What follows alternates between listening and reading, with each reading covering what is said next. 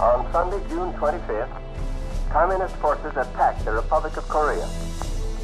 This attack has made it clear beyond all doubt that the international communist movement is willing to use armed invasion to conquer independent nations.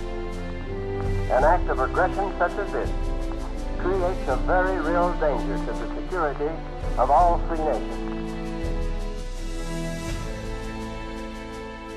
For 235 years, Marines have fought and prevailed in every clime and place.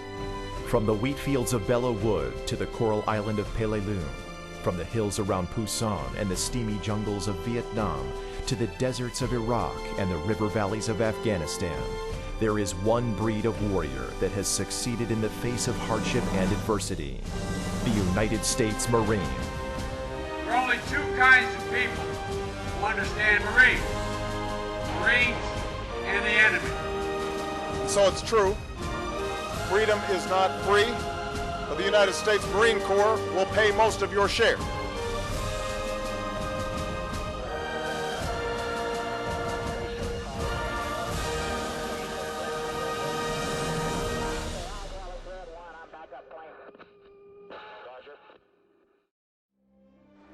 "60 years ago, the Korean War began and the Marine Corps waged one of the most savage campaigns in our history, the Battle at the Chosin Reservoir.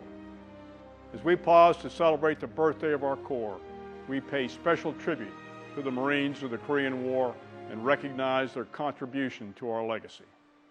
Throughout the history of our Corps, United States Marines have operated from sea to shore and beyond.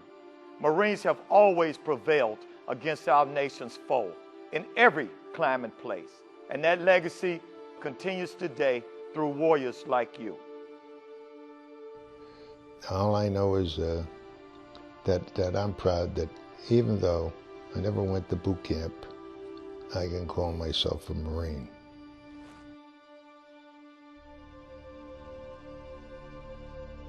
Some of these reservists coming in, some of them were corporals, but none of them had been through boot camp. And this is where I guess I'm pretty much a stickler for discipline. And the gunny said, Lieutenant, you know, if this were stateside, half your men would be over the hill, but the other half will follow you to hell. And I said, well, everybody's going to follow me to hell.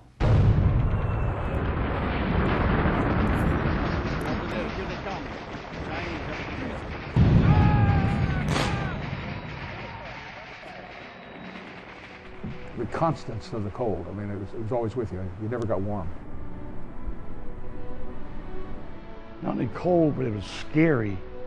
Scary cold when you can't see anything through the snow, but you know they're there. I could tell that something was going to happen. I just had a feeling.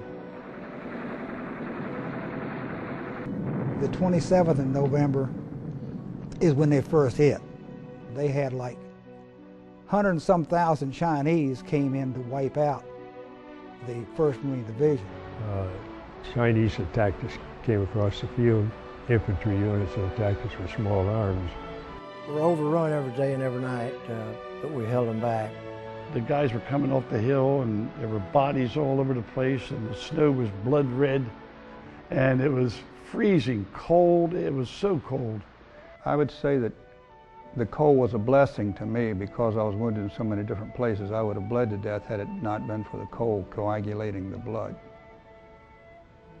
My impression about the Marines, I mean, they did a darn good job. You know, we came out of there 70-some miles walking and bringing our equipment and majority of our dead and wounded.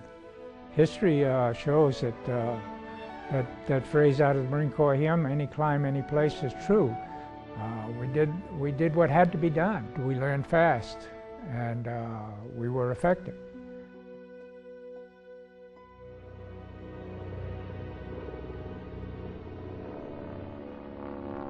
Supported by Marine Air, the 1st Marine Division fought their way from the Chosin Reservoir some 78 miles south to the port of Hungnam.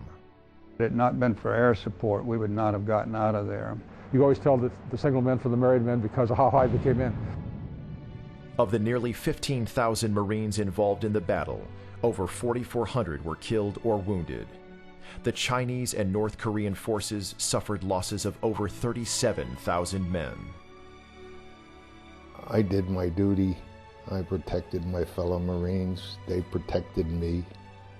And I'm prouder of that than the fact that the government decided to give me the Medal of Honor. The Chinese had the mission to annihilate the division, and they did not accomplish that. I can remember seeing artillery pieces with dead bodies wired on the barrel of the gun, like washed, taking them out of there to make sure that they got a decent burial. And it just really impressed me. The Marines at the reservoir were Marines like in the Second World War. They were Marines like they were in the First World War. They were truly superb.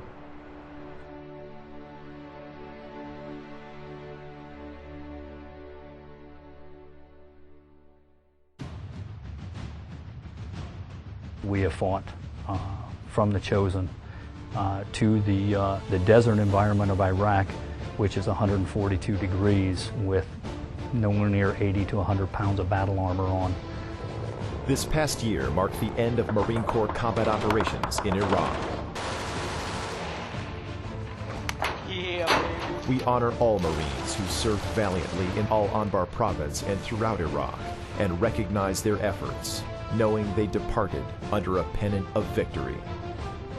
You know, my niece or my nephew, when they grow up one day, they're going to look at those Marines and say, those are my heroes, just like we do for the Marines that have gone before us. Today, in the rugged mountains and valleys of Afghanistan and on Navy ships throughout the globe, Marines are again fighting to preserve our freedom, just as they did 60 years ago in Korea. I love being able to leave the wire with 12 other Marines and millions of dollars of equipment. And be responsible to come back with them and say, hey, we got all our equipment, we got all our Marines. I love that responsibility. I think the Marines today are as good, if not better, than they were back then. We have some of the finest young NCOs that the world will ever see. I look at them guys and like, oh, where's my helmet, you know? Same guys.